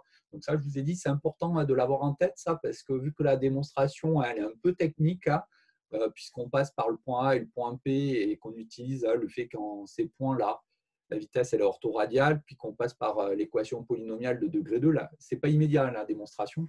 Et donc, si vous n'arrivez pas à la refaire, la démonstration, il suffit d'avoir en tête qu'on a la même chose que le mouvement circulaire, mais en remplaçant le R par du A, en fait. Donc ça, c'est des formules qu'on utilise fréquemment quand même, l'énergie mécanique de la trajectoire circulaire et par analogie, celle de la trajectoire elliptique. Ok, merci. Bon, et après, donc, je disais dans la question de petit d, on vous demandait qualitativement de positionner en fait les autres vitesses par rapport à ce V02 et ce V04. Donc là, tout est basé en fait sur la courbe d'énergie potentielle effective précédente. On avait dit, et c'est ça qu'on avait utilisé pour déterminer donc, la nature des trajectoires, c'était qu'au niveau du point R égale R0, on avait l'énergie potentielle effective qui était égale à l'énergie mécanique. Donc déjà, ça permet de classer les énergies potentielles effectives les unes par rapport aux autres, et donc les énergies mécaniques. Et puis, comme au niveau du point S0, on se trouve à une distance R0 fixée, l'ensemble des trajectoires sont caractérisées par la même valeur d'énergie potentielle, EP de R0. Et donc, compte tenu du fait qu'on a cette inégalité, on se retrouve donc avec cette inégalité ici pour les énergies cinétiques et donc les vitesses, puisque on a l'énergie potentielle qui est constante. Donc, on ne peut pas dire grand-chose de plus, mais en tout cas, qualitativement, on peut comparer donc, les normes en fait, des vecteurs vitesse pour ce point particulier ici. Bien. Donc, voici pour cette partie-là sur l'énergie potentielle effective. après, dans la question 5, on rebasculait sur quelque chose d'un peu plus classique, j'ai envie de dire. Donc, on va s'intéresser ici au schéma que j'ai au niveau du bas de ma page. On va avoir donc, globalement le laboratoire spatial auquel on s'intéresse depuis tout à l'heure, qui va avoir donc, cette trajectoire circulaire de rayon OM qui est égale à R0 ici.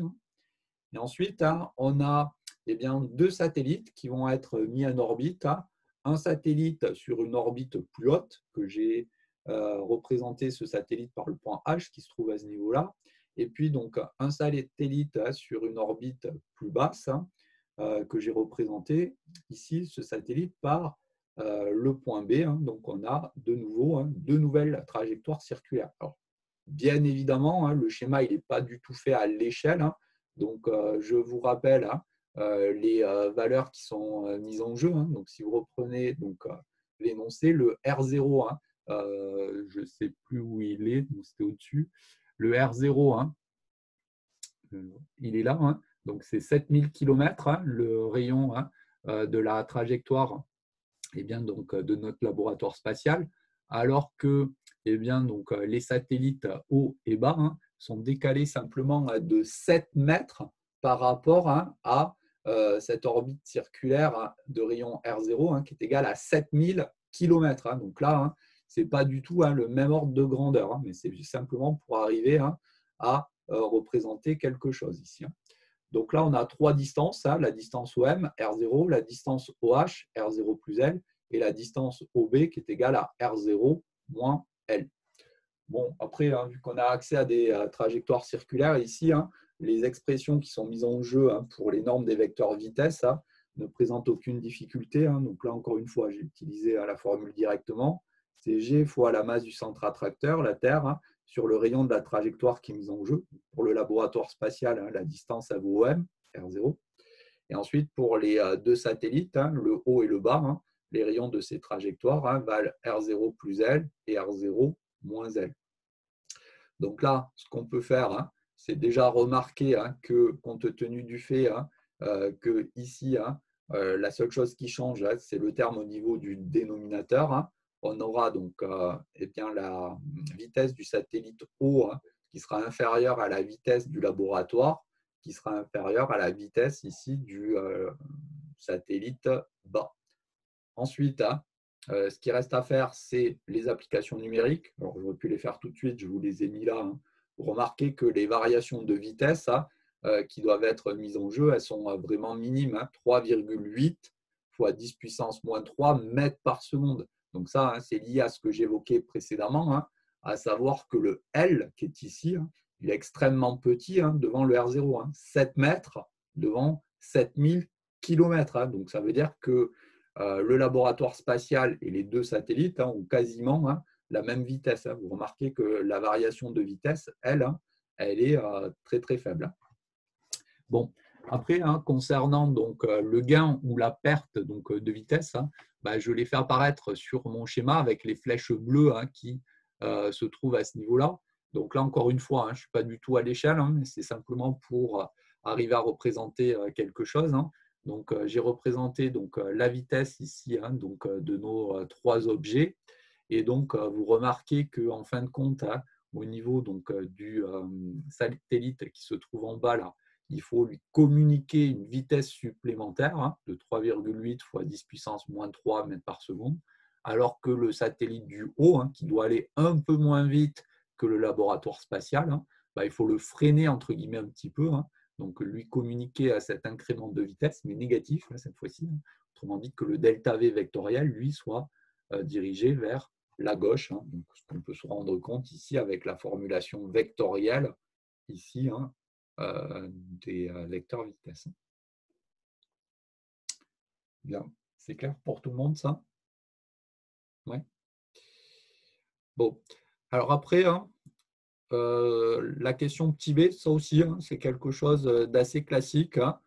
Donc, ce n'est pas une question qui est très difficile, mais si on veut donc l'écrire, la formuler un peu proprement avec des formules, il faut avoir fait le calcul une fois, sinon on a vite fait de s'embêter et d'avoir un peu de mal au niveau donc, de la rédaction. Donc, dans cette question de petit b, l'idée, c'est la suivante. Vous avez donc les deux satellites et donc, le laboratoire spatial qui sont à la verticale l'un de l'autre. Et donc, on s'intéresse ici plus spécifiquement en fait, aux deux satellites qui sont à la verticale l'un de l'autre. Bon, ces deux satellites, on vient de dire, ils n'ont pas la même vitesse. Et donc, l'idée, c'est de déterminer la durée au bout de laquelle eh bien, ils vont de nouveau être à la verticale l'un de l'autre. Donc là, le plus simple, à mon sens, pour traduire ça, c'est de s'intéresser à la position angulaire θ de ces satellites et de dire qu'en gros, ils sont à la verticale l'un de l'autre lorsqu'ils sont caractérisés par la même position angulaire. Alors, quand je dis la même position angulaire, si on considère qu'à t égale 0, eh bien, la position angulaire des deux satellites θ, elle vaut 0, on a effectivement la même position angulaire. Mais après, vu qu'ils ne se déplacent pas à la même vitesse, eh bien, ils auront la même position angulaire θ à 2 pi près. Donc, c'est ça qu'on va chercher à écrire. Et ça permet de formuler les choses de manière un petit peu propre.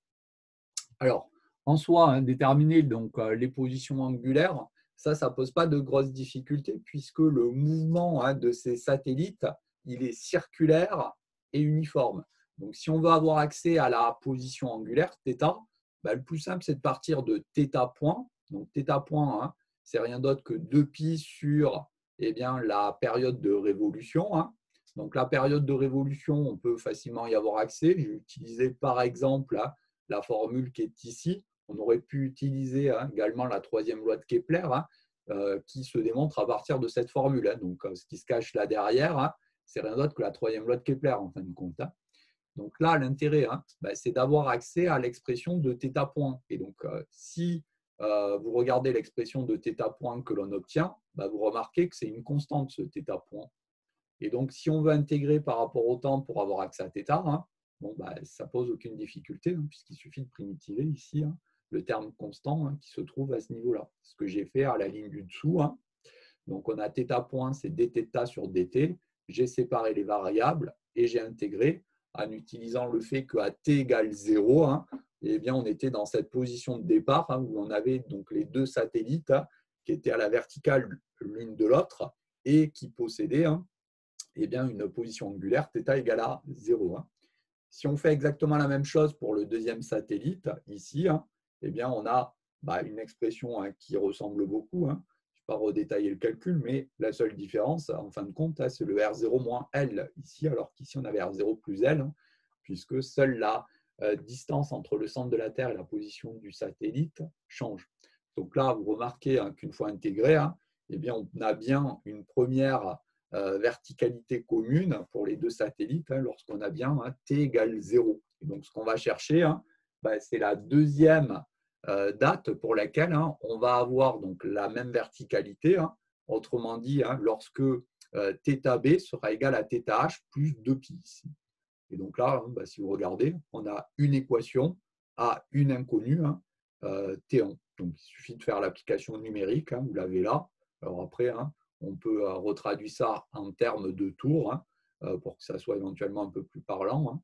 Donc, il faut en gros que les satellites fassent 3,3 fois 10 puissance 5 tours pour qu'ils se retrouvent de nouveau à la verticale l'un de l'autre. Alors ça, ce n'était pas la seule manière de procéder, mais à mon sens, c'est disons, la manière propre qui permet donc, de traduire vraiment cette verticalité, donc, sachant que les deux satellites seront à la verticale l'un de l'autre s'ils sont caractérisés en fait, par la même position angulaire. Monsieur? Oui. Pourquoi il y a un facteur 2pi? Je n'arrive pas à comprendre. Ici, là? Oui. Alors, simplement parce que ce qu'il faut garder à l'esprit, c'est que les deux satellites ne sont pas caractérisés en fait, par la même vitesse ici, et ils ne vont pas être caractérisés par la même vitesse angulaire. Okay, donc, la vitesse angulaire, en fin de compte, vous la retrouvez à ce niveau-là. Donc, vu qu'il n'y a pas la même distance entre le centre de la Terre et la position du satellite, on n'a pas la même vitesse angulaire. Donc, s'ils n'ont pas la même vitesse angulaire, il y en a un qui va tourner, entre guillemets, plus vite que l'autre. Donc, si on prend la même durée, par exemple, 1 seconde, eh bien, à partir de la date t égale 0, si on regarde 1 seconde plus tard, ils ne seront plus alignés les deux satellites, puisqu'il y en a un qui va plus vite que l'autre. Oui. Okay. Et donc, pour traduire la verticalité, eh bien, il faut qu'ils aient donc la même position angulaire, mais à un facteur 2π près, puisque, imaginons qu'ils soient alignés, par exemple, pour θ égale, imaginons que la position angulaire de l'un des satellites vaille π. Si la position angulaire du deuxième satellite vaut 3π, eh bien, on aura de nouveau un alignement, parce que π ou 3π, ça représente la même position angulaire sur la trajectoire circulaire. Oui, d'accord, ok. Merci beaucoup. D'autres questions là-dessus? Oui. Pour trouver le nombre de tours, vous passez par la vitesse et après vous faites comment pour trouver le nombre de tours? Pour trouver le nombre de tours, j'ai dit qu'un tour, c'était 2π radians. Alors attendez, donc, comment j'ai fait? J'ai simplement dit qu'un tour se faisait pendant la durée TH ici. Oui, c'est ça. Ici, à la durée TH, j'ai dit que c'était 2π sur oméga H. Donc, le oméga H, vous l'avez ici. Donc, en faisant 2π sur cette valeur-là, j'ai la période. Et donc, par proportionnalité, j'ai le nombre de tours ici. Alors après, vous allez me dire quelle période on prend. Est-ce qu'on prend TH ou est-ce qu'on prend TB? En fait, les deux périodes, elles sont quasiment égales. Donc, ça ne va pas changer fondamentalement le résultat que je raisonne sur le satellite haut ou sur le satellite bas. Donc, ça nous donne simplement l'ordre de grandeur du nombre de tours. Mais c'est pour ça que j'ai préféré traduire vraiment la verticalité en termes de durée T1, puisque là, vraiment, au niveau de la durée T1, il n'y a pas de question à se poser, puisqu'on a traduit donc l'égalité qui est ici. Après, il faut effectivement utiliser soit le premier satellite, soit le deuxième, mais en gardant deux nombres significatifs, ici, ça ne va pas modifier le résultat. Mais j'ai utilisé, pour répondre à la question, cette formule-là, à savoir la durée TH, c'est 2π sur oméga H, sachant qu'oméga H, vous l'aviez là. Voilà.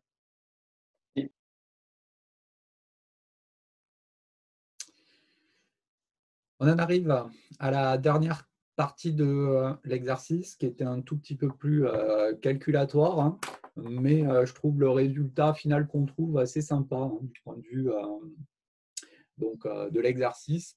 Donc, si on reprend un petit peu cette dernière question, là, la question 6, la 7, elle était liée d'ailleurs. Donc, on vous indiquait que le module, là, la station, le labo, là, il était écarté donc, de l'orbite circulaire du fait d'une petite perturbation.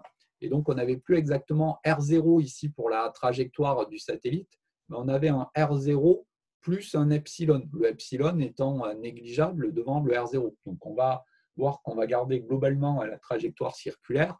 Donc, l'idée, c'est de regarder un petit peu cette perturbation, ce qu'elle va apporter en plus ou en moins, on va dire, au niveau donc, du mouvement. Bien. Donc, la première chose qu'on vous demandait de montrer, c'était la relation qui est ici, là, qui n'est rien d'autre qu'une équation différentielle. Donc là, il y avait plusieurs façons de procéder. Donc, on avait exprimé l'énergie mécanique sous cette forme dans une question précédente, à savoir donc, la somme de l'énergie cinétique radiale plus l'énergie potentielle ici effective.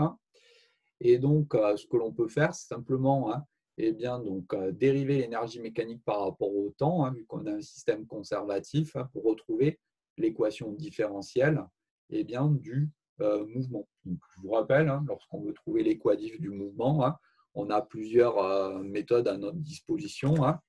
Soit on utilise le théorème de la puissance mécanique, c'est ce que j'ai fait ici, ou de la puissance cinétique, ce n'était pas très adapté ici, où on aurait pu, et c'était une autre façon de procéder pour retrouver la formule encadrée qui est notée ici, c'est utiliser la seconde loi de Newton, ça marche aussi très bien. Donc, si vous faites masse fois accélération égale somme des forces, vous retombez sur cette formulation-là, quasiment aussi rapidement, même peut-être plus rapidement que ce que l'on a fait ici.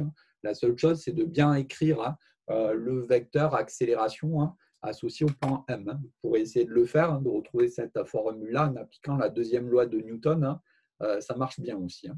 Bon, au niveau de la dérivée, si on regarde un petit peu, pas grand-chose à dire, puisque là, on a en gros du U carré à dériver par rapport au temps, donc 2U'.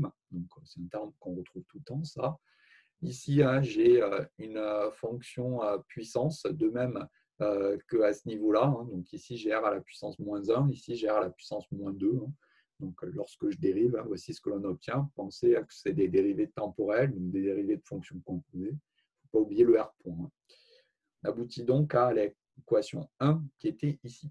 Où ça se complique, c'est ensuite, on vous demandait de déterminer en fait l'équation différentielle qui portait sur epsilon, epsilon traduisant en fait la petite perturbation là qu'on communiquait à la trajectoire circulaire. Bon, sur l'idée de départ, en fait, c'est pas si compliqué. On a une équadif ici qui porte sur R, donc il suffit de prendre R et de l'injecter donc dans l'équation 1. Après, on va voir que si on veut avoir accès à l'équation différentielle, il va falloir faire quelques approximations malgré tout. Bon, au niveau de l'équation différentielle 1 qui est ici, donc il y a du R au niveau de ce terme et de ce terme-là. Donc, je remplace R par R0 plus epsilon. C'est ce qui apparaît à ce niveau. Mais il y a également du R point, donc dérivée seconde de R par rapport au temps. Donc là, la particularité, c'est que le R0 il est constant. Donc, si on dérive par rapport au temps, eh bien, la dérivée de cette constante, ça va faire 0. Donc, s'intéresser à la dérivée seconde de R par rapport au temps ou à la dérivée seconde de epsilon par rapport au temps, en fin de compte, ça revient au même. Et donc, le R point, ici, c'est transformé en epsilon point. Alors, on pourrait laisser en fait l'expression ici de l'équation différentielle sous cette forme et ensuite la résoudre numériquement. Donc, ça, c'est tout à fait faisable. Mais l'idée, c'est d'utiliser quand même le fait que epsilon est très petit devant le R0 de manière donc, à linéariser en fait, cette équation différentielle. Donc ici, ce que j'ai fait, c'est la chose suivante. Si je prends le epsilon point, lui, j'y touche pas, donc il se retrouve à ce niveau-là.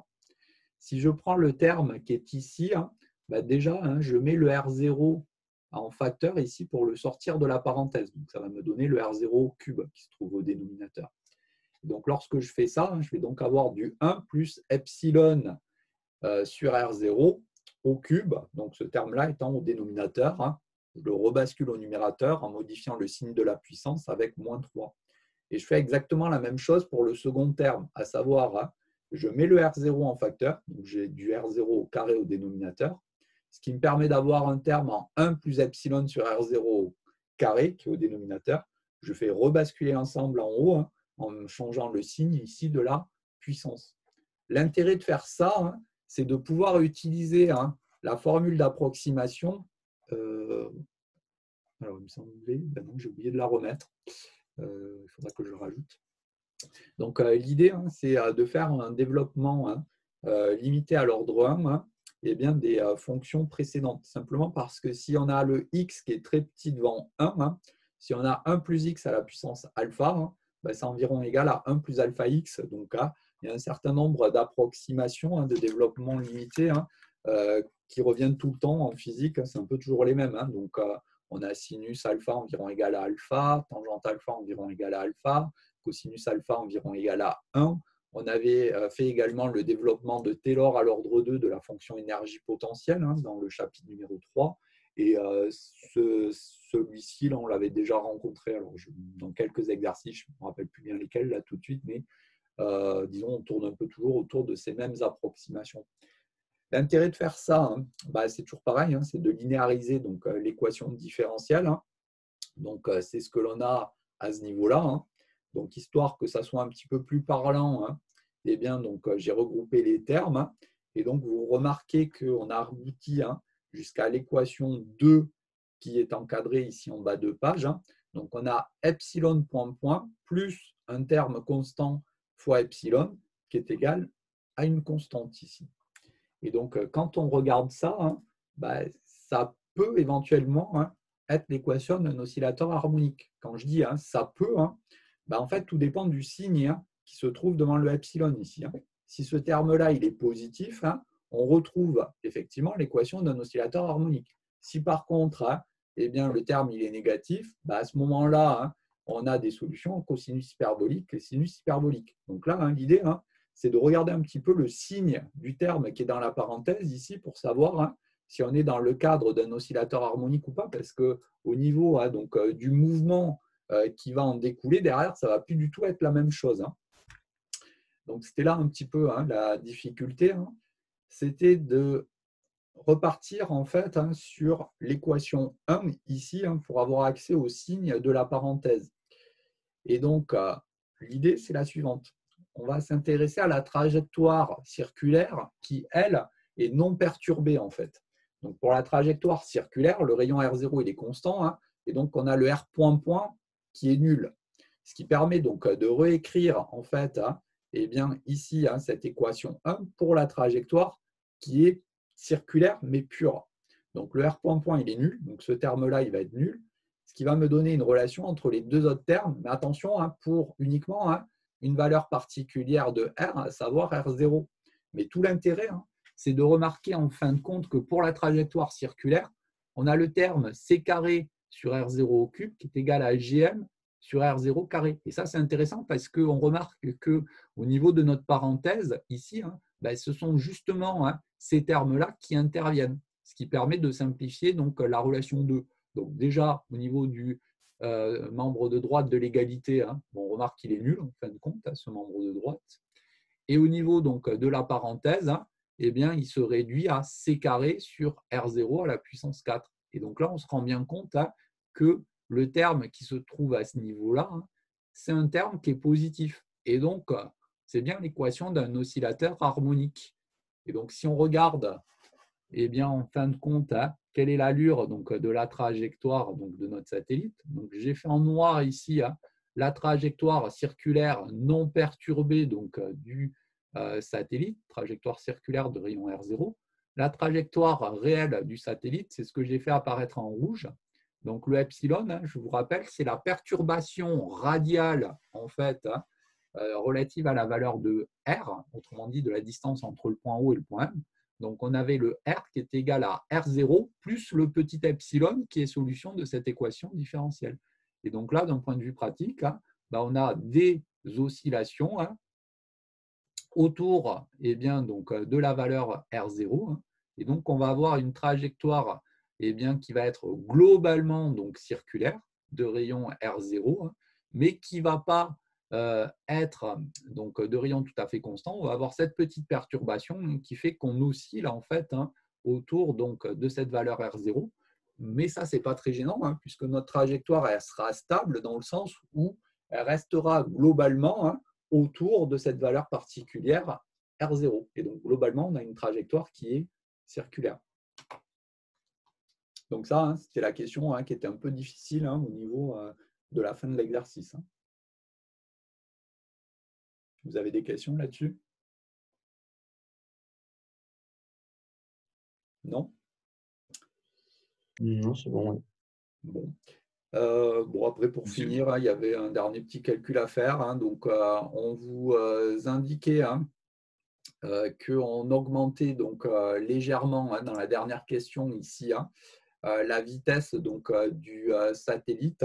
Et donc, on vous demandait de justifier qu'on avait une trajectoire qui devenait elliptique. Donc ça, pour la question de petit a, on y a déjà plus ou moins répondu précédemment en fin de compte, parce que là, on était sur la trajectoire circulaire, à savoir sur la courbe numéro 2 de l'énergie potentielle effective. Si on augmente légèrement la vitesse, on a l'énergie cinétique qui va augmenter légèrement et donc l'énergie mécanique également. Donc schématiquement, on passerait de la courbe 2 à la courbe 3, la courbe 3 étant infiniment proche de la courbe 2. Et donc, on avait dit tout à l'heure que la courbe 3, c'était une trajectoire elliptique. Et donc, dans la question petit a, ici, on passe sur une trajectoire elliptique. Ça, c'est ce qu'on avait justifié dans la question précédente, un petit peu plus loin. Et puis, on vous demandait de déterminer le demi-grand axe de cette trajectoire elliptique. Bon, là, on va passer simplement par l'énergie mécanique. Donc là, j'ai réutilisé l'expression directement donc, de l'énergie mécanique pour une trajectoire donc, elliptique, hein, donc moins K sur 2A, M grand MG sur 2A, c'est l'énergie cinétique plus l'énergie potentielle. Donc ici, hein, j'ai utilisé donc, la condition initiale hein, pour exprimer donc, les différents termes. Donc la distance c'est R0. Et puis pour la vitesse, si vous regardez l'expression que j'ai prise, hein, j'ai pris V0 facteur de 1 plus alpha. Alors c'est simplement parce qu'au niveau de l'énoncé, hein, on vous indiquait hein, que eh bien, sa vitesse est légèrement augmentée en valeur relative de la valeur alpha. Hein. Donc ce terme alpha, c'est un paramètre sans dimension ici, hein, qui traduit l'incrémentation relative de vitesse. C'est pour ça que j'ai pris le VM sous cette forme. J'injecte dans l'expression précédente hein, et puis j'en déduis donc, la valeur de petit a qui est ici. Hein. Voilà. Alors, ce qu'on aurait pu faire, hein, c'est réarranger un petit peu l'expression hein, en utilisant donc, le fait que alpha est petit devant 1 hein, et donc refaire le même type de développement limité hein, que ce que j'avais fait hein, dans la question qui est ici. Hein. Donc 1 plus x à la puissance alpha, on avait dit c'est 1 plus alpha x, hein, si le x il est petit devant 1. Donc ici, hein, vous remarquez que alpha, on vous indiquait qu'il était très petit devant le 1, hein, devant l'énoncé. Donc on aurait pu dire que 1 plus alpha au carré, hein, c'est environ égal à 1 plus 2 alpha. Ça simplifie un petit peu hein, l'expression hein, que l'on trouvait ici hein, pour le demi-grand axe de l'ellipse. Bien, donc voici pour ce TD hein, qui était quand même assez riche, j'ai envie de dire. Hein. Donc il y avait quand même pas mal de choses dedans, hein, puisqu'on a balayé en gros tout ce qu'on a vu dans le cours, hein, en passant par l'énergie potentielle effective, l'étude de trajectoire circulaire ou elliptique. Hein. Donc il y avait quand même pas mal de choses dedans. Monsieur ? Oui. Si on doit faire une approximation dans un concours, ils nous seront toujours donnés ou pas? Alors oui, hein, de toute façon, ça vous ne pouvez pas. Donc, alors quand je dis oui, disons quand on tape sur les concours classiques, hein, donc le CCP, donc ce qui est, disons, votre cas, hein, puisque l'école de l'air, c'est sur ce concours-là. Ça, c'est typiquement des choses que l'on vous dira. Là où on vous laisserait prendre plus d'initiatives, hein, c'est sur des concours style X, par exemple, où là, c'est à vous hein, disons, interpréter de manière complète la situation physique dans laquelle on se trouve, où là, on peut vous demander de prendre l'initiative hein, sur ce type de concours-là, de faire ce type d'approximation. Mais disons, sur le CCP, qui est le concours relatif à l'école de l'air, là, c'est vraiment, surtout à l'écrit, on est sur des rails. Quoi, hein. Je veux dire, à l'écrit, ce n'est pas si compliqué que ça, hein, ce que l'on vous demande. Hein. Donc, en physique, il y a toute une partie, la plupart du temps, hein, qui est très, très proche du cours. Et après, donc, une partie hein, qui est un petit peu plus ouverte, hein, où c'est un vrai exercice, j'ai envie de dire, mais qui est la plupart du temps hein, quand même très, très bien balisé. Parce que voilà, le CCP, hein, c'est l'écrit de concours de l'étudiant, entre guillemets, moyen. Hein. Vous ne voyez rien de péjoratif, mais disons, hein, il faut que l'épreuve hein, soit calibrée, hein, disons, pour un étudiant sérieux qui connaît son cours et qui, globalement, hein, c'est faire des applications hein, qui voilà, sont pas directement en relation avec le cours, mais qui sont, disons, relativement proches malgré tout. Donc, je veux dire, sur le CCP, hein, il n'y a pas de souci, ça sera balisé. Ok, merci. D'autres questions? Oui, mais juste, monsieur, vous pourrez nous donner la feuille qui est récapitulative du cours avec les exos dans l'ellipse ou du node qui sont bien à faire? Oui, donc c'est sur le drive, hein, je l'ai mis hier vous l'avez soir. mis? Donc, ouais. Ok, d'accord. Donc, oui.